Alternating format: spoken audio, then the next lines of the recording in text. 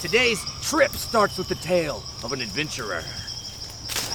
He was a Spaniard named Alonso de Leon, who set off through Texas to blaze new roads. And in 1689, on the feast day of St. Mark the Evangelist, he and his men arrived at an oasis. And in honor of that feast and St. Mark, he named it San Marcos!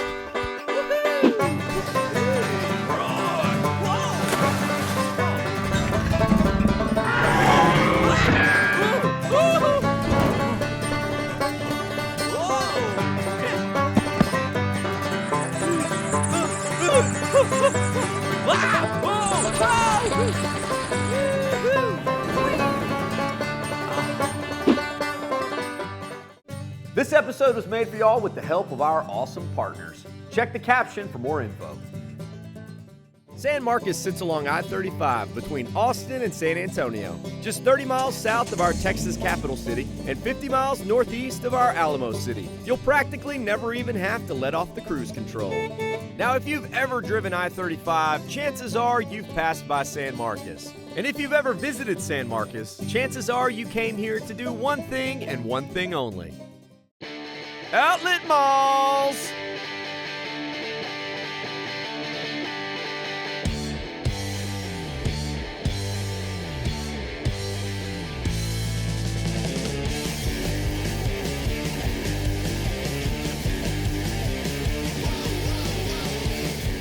Folks come from all over the world to shop here.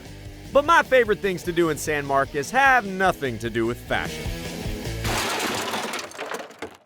They have to do with water. So let's get wet. San Marcos was built on water and to this day still revolves around water, specifically the San Marcos River, popping out of the ground right here.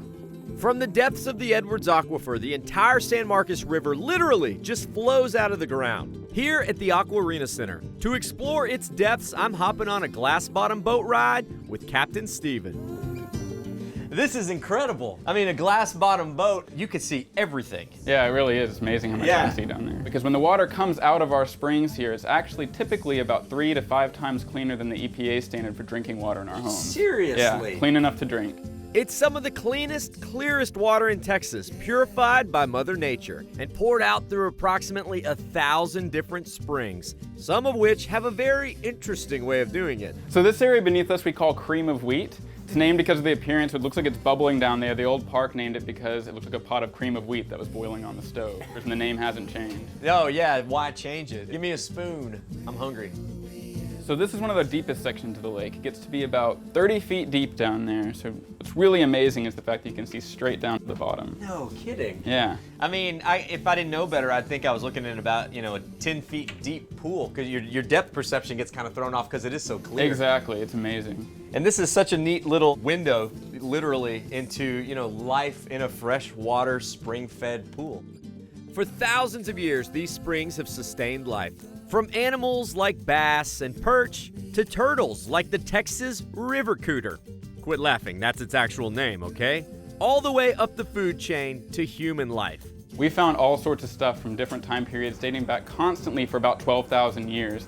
Evidence from the first settlers of San Marcos to Spanish explorers through some of the oldest Native American artifacts we find on the continent called Clovis points. But perhaps the most legendary animal ever to inhabit these waters was Ralph the Pig. Back in the day, one of our main attractions, other than the glass-bottom boats, was the submarine theaters, where there were girls dressed like mermaids performing this whole underwater show. And a big highlight of the show was the park's mascot, who was Ralph the Swimming Pig. And, people still ask about it to this day all the time. It's a huge deal. Yeah, where's Ralph? Exactly. Yes, Ralph is gone, along with the entire Aquarina Springs theme park. All that's left are a few old remnants and the memories, as the center's focus has shifted to education, research, and fun from above the water looking down. But this is only the tip-top of the San Marcos River. There's miles more to explore. So let's move downstream from the source of the San Marcos to the most adrenaline-pumping stretch of the river, at Rio Vista Park. And who better to dive in with than former Olympian Ben Quanley, who now runs the Olympic Outdoor Center.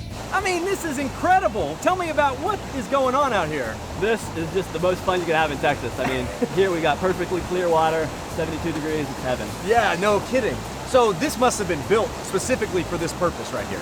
Yeah, it was the winningest guy in the history of kayaking that designed this, Scott Shipley, and he just made it fun. You know, you can see the whitewater kayakers out here. This is perfect for them. But you're also going to see the stand-up surfers, the stand-up paddleboarders.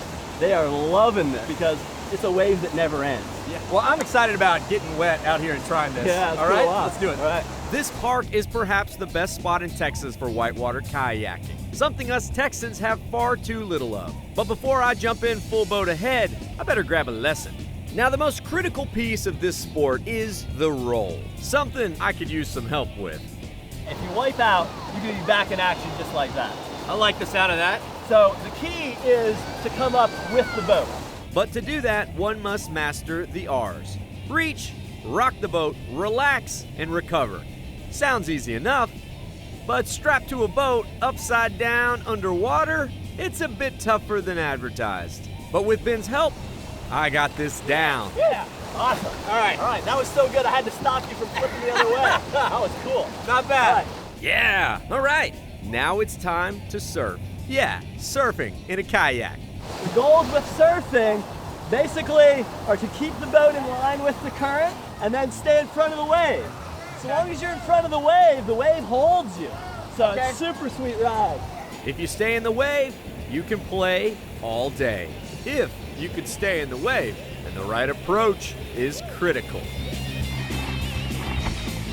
Success! And I'm down. Woo! It's a good thing Ben was nearby. Don't think I've quite mastered the roll yet. For a Texas boy who didn't grow up around rapids, it's challenging, but it's really fun. And I'm always up for something new. And to think that you can do something like this in Central Texas is pretty awesome. With the tubers now coming out in full force, I'm glad we did this before lunch. Oh, and speaking of lunch, well, you don't have to go far to one of my favorite spots in town. All you gotta do is walk up the street to Herberts Taco Hut. Initially nothing but a small grocery store, Herberts has now grown into a full-on San Marcos institution. And whether you're a college student, a local yokel, or just a day tripping river rat, tacos like these are just what you've been craving. And this is Herbert's grandson Malachi, carrying on the taco tradition. Tell me a little bit about how your grandfather started the Taco Hut. Well, he started with the grocery store and sold tacos out of there, and by about 1981, it was what you see here. So this hasn't changed much in the 30 plus years. No, not much at all. That's yeah. awesome. What sort of tacos did he start with? Well, he had breakfast tacos, and we have carne quesada tacos, picadillo tacos. Yeah. Bread and butter is our enchiladas. So have the recipes changed much? No, No. that's what keeps people coming back is the consistency. Yeah. We have people who have not been here in 20, 30 years, and they're like, it's just how I remembered it. And those recipes have been family secrets for generations. The same recipes that keep this hut hopping. Herberts has been one of the San Marcos staples for a long time. It's great to come here, see your friends, have a great meal, and have a good time. Yeah, you here often? Maybe a little too often, but yes, I enjoy myself here. Yeah. Okay, man, so what are you getting here? I'm getting the flauta dinner. Flautas, all right. Well, how would you describe this food? Definitely Mexican food. Yeah. You go to Mexican food restaurants and they'll give you like a Tex-Mex or something Yeah. like that, but this is more Mexican food. I got it, yeah. Okay, so if a taco were fighting an enchilada, who would win? A taco, Okay, why? because it tastes better. Oh, okay. I can't argue with that. Guess I better order a taco then. Now, the enchiladas have been voted best in Hays County multiple years, but for some reason, I'm feeling more classic Mexican today. Something like a big heaping serving of Herbert's home-style carne guisada. Okay, time for the comida. I got a plate of their carne guisada, and this being the Taco Hut, I had to get one of their beef crispy tacos. Here we go. Big bite of carne guisada. Oh man, that's great. So carne guisada is like a Mexican beef stew. You got gravy and meat that's been simmering and cooking for hours. The beef just ends up so tender. I mean, it's kind of like Mexican comfort food. I mean, what could be better than a warm, rich bowl of meat and gravy? And I mean, the carne guisada you find in small, family-owned Tex-Mex joints is better than any you'll find anywhere else in the world. You know, whitewater rafting works up an appetite, and I do believe this plate right here is the perfect fix for that.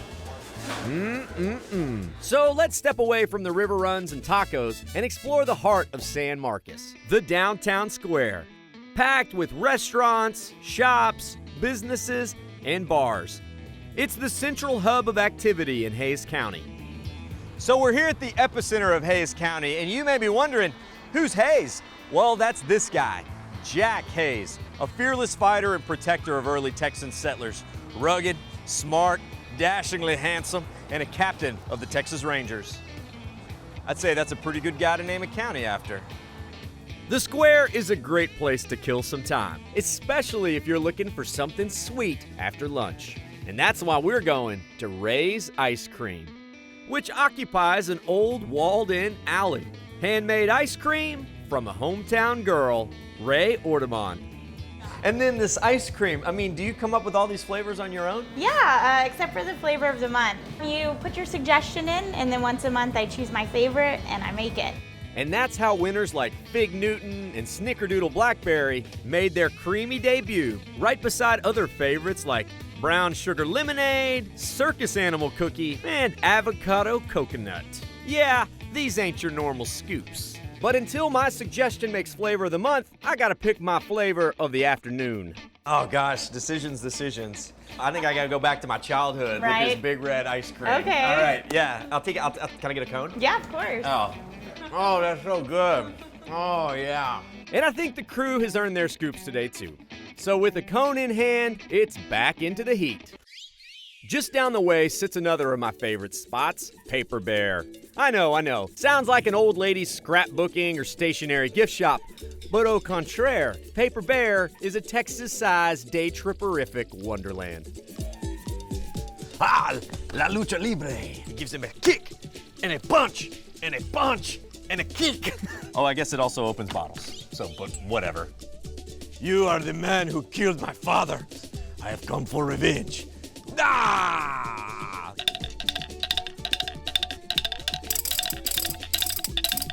Ah! No, there it is. Shoot. Oh, he took him out. Astro robots. Something in my eye. Can you see it? Do you see anything there? Some gifts, some toys, some jewelry. This place is a little hard to explain because, well, not everything here makes total sense.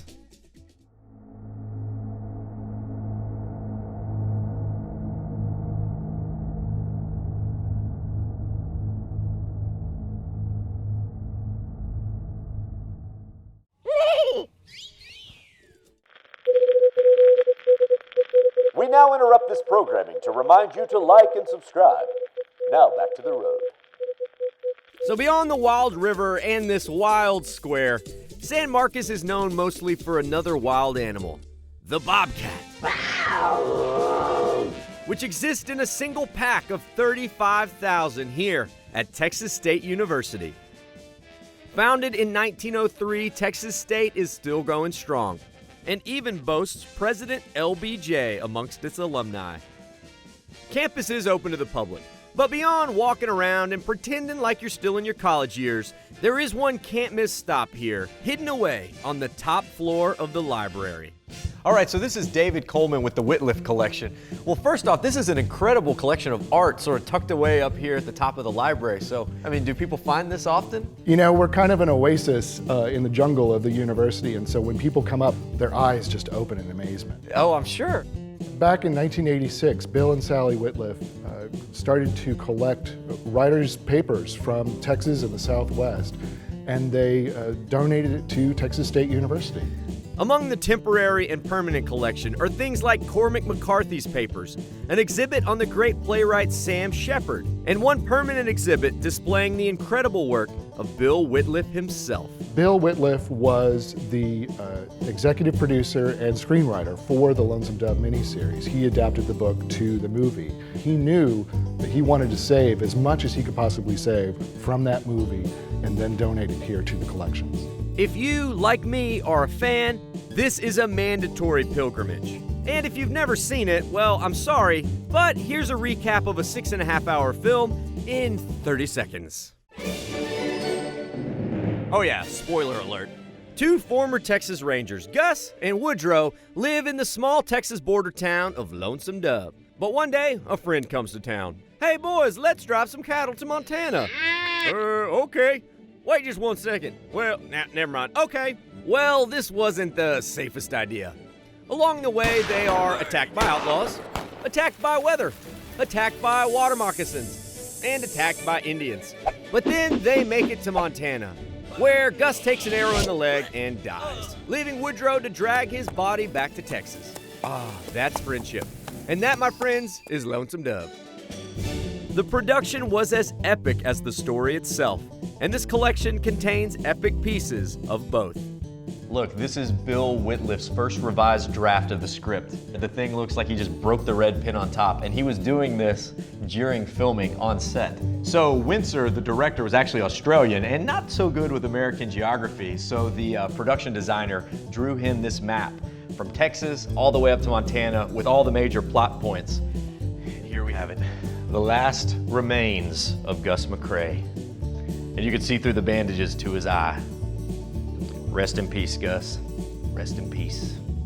The film is perhaps Robert Duvall and Tommy Lee Jones's greatest performances. And for those of us who would love to visit the fictional town of Lonesome Dove, well, this is as close as we'll ever get. So this is the campus side of college life. But what about that other side to college life? You know, the less studious side. So what do Texas State students do to pass the time? They can't study all day, right? Well, the smart ones come here to Sewell Park on the San Marcos River. Oh man, look at them. I can't help it. I gotta go back in. I wasn't planning on it. But oh well, when the water calls, day tripper must answer. And it looks like I just donated my sunglasses. Not the first pair, that's for sure. So just swimming in the park is fun. But the best thing to do is rent a tube from the Lions Club and join the party.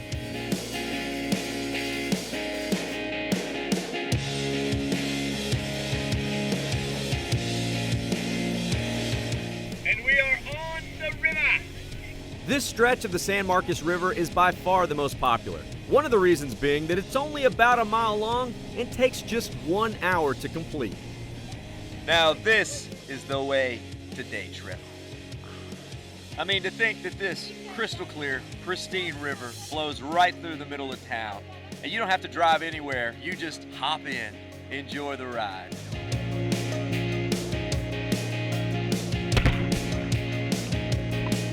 This is just like God's big lazy river. Now, I did mention this was a party, right?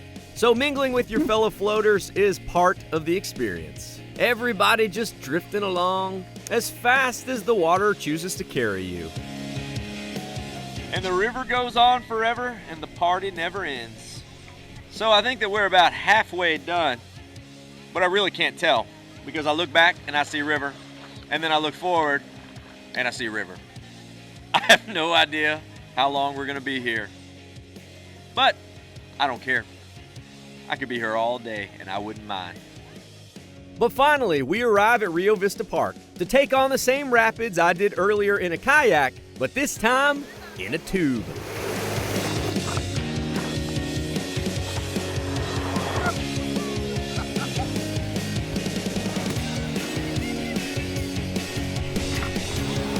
Hey, look Mom, no flipping, and even the hat stayed on, although it's had better days.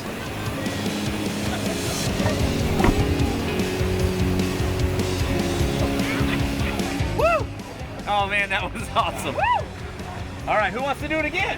Do it. All right. Peter! And since the tube is yours all day, The bus can take you back up to the top to do it all over again, or you can just shoot the final rapids. But a word of warning, be sure you take out at the right spot. Wonder where he's going. Because if you don't, this river gets mighty lonely. And if you float too far into the forest, you may arrive at a place where the only person still on the river is someone who can never leave. The Confederate ghost soldier of Thompson Island Bridge. Legend holds that this loyal sentry died at his post during the Civil War, and to this very day still protects the river. Hey man, you got a cold one? Be a lot cooler if you did. Maybe it's a good idea to stay out of the water for the rest of the day. So let's head back to the square, or should I say below the square, and into the cellar for dinner at the Roots Cellar Cafe and Brewery. You know, back in the old days, folks used to put food in the cellar to keep it fresh. And fresh is exactly what you find here. Okay, so this is Jamie Sterick, and what are you guys doing down here in the cellar? Well, we basically try to infuse really fresh ingredients with really unique flavors and recipes all made from scratch. It's a very unpretentious town. You can go anywhere right from the river, and we try to bring fine dining to everyone in a casual environment. Is this the kind of place like when you're a college kid and when you bring the parents when they're in town? Yeah. The Roots Cellar is a San Marcos melting pot of young and old, and of folks seeking fresh roots and fresh brews. What do you think about Roots Cellar? I love the Roots Cellar. Everything is fresh. It can be local. You know, even the beers that they brew here are amazing. We've been coming here every week for breakfast for more years than I can count. The food is awesome, but the people are every bit as awesome. We would come back for the people too. Very, very fresh, and they always put a nice twist on it. So it's just a little different, comforting, but a little bit of an edge. Oh, I like that. We allow our chefs a lot of creativity, and a lot of them are really experienced, knowledgeable chefs, very artistic, Awesome. and they know that you eat with your eyes first. So there you go. they always incorporate that element as well. That's a good way to put it. Whether it's wild mushrooms atop penne pasta, tempura asparagus on a grilled sirloin, seared sea scallops, glazed salmon, or even homemade bread made of spent beer grains. Since it's all fresh, the menu is constantly changing, and the special tonight definitely has my attention. Ribeye topped with a Cabernet shiitake mushroom sauce, sugar snap peas, and then back here, matchstick potatoes. Okay, steak knife, prepare to do your work. Here we go. A well-cooked steak really doesn't need any sauce on top of it, but this sauce right here takes this steak to a whole new level. I got a vanilla caramel cream. It's basically like a lager, but brewed at an ale temperature, so you end up with something that's totally different from either one of them. You know, I don't eat enough sugar snap peas in my life. They're so flavorful, so well cooked, but they're still crispy. You know, truthfully, I think I could eat this steak without a knife. It's that tender. Oh, San Marcos. Whether you visit for life, for college, or just for the day, you'll find a town flowing with water, sure, but also flowing with great food, great history, and great adventure. And I think we have time for one final stop. So I thought we'd finish off this epic day trip with some epic live music. This is Cheum Street Warehouse, a music joint where Texas artists like Stevie Ray Vaughan and Townes Van Zandt cut their chops. It's also the spot where George Strait and his little band Ace in the Hole played their very first gig. That's pure Texas history right there. So I'll see all y'all out on the road. Vaya con Dios, amigos. Okay, time for the comida. Comida. All right, ready? San Marcos was built on water. Specifically, no. That's how you know they're fresh. You know it's good when it gets all stuck up in your teeth. A bottle opener. Suddenly he became French. Hey, luchador. Oh, he's brave. I would have run and hide, but not a professional green. Professional green. My brain is going nowhere. Private Green, Sergeant Green. Barbecue. Oh, wow, he really is a day tripper zombie. Okay, yeah, you can come on the road with us, sure. Let's go. Barbecue.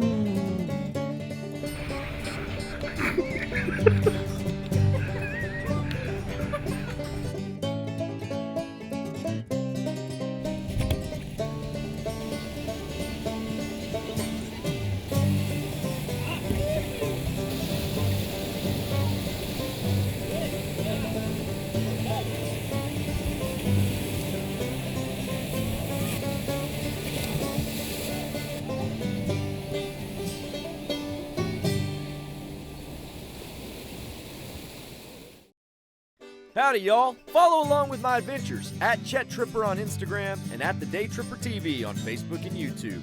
Or head to thedaytripper.com for travel guides, past episodes, and info on our mobile app and Team Day Tripper.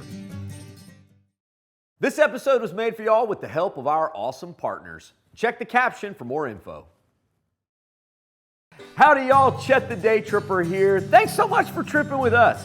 Remember, while you're here, like this video, subscribe to our channel so that we can stay out there on the road and keep on tripping.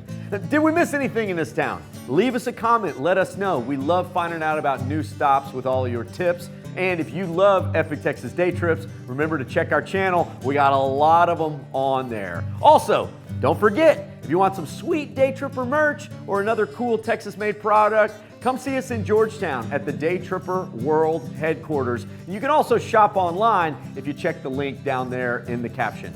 All right, y'all. Bye con Dios, amigos.